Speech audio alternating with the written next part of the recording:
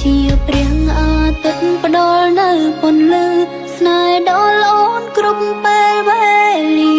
ជីវិតអូនមិនអាចគ្មានពំងាក្នុងបេងដូងឡើយអាណិតធំជាងស្រ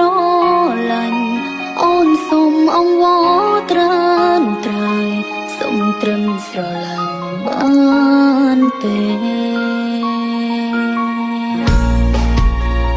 បងជាព្រាំងអាទិត្យផ្ដល់នៅពន្លឺស្នេហ៍ដល់អូនគ្រប់ពេលវេលាជីវិតអូនមិនអាចគ្មានពំងាក្នុងបេងដូងឡើយអាណិតធំជា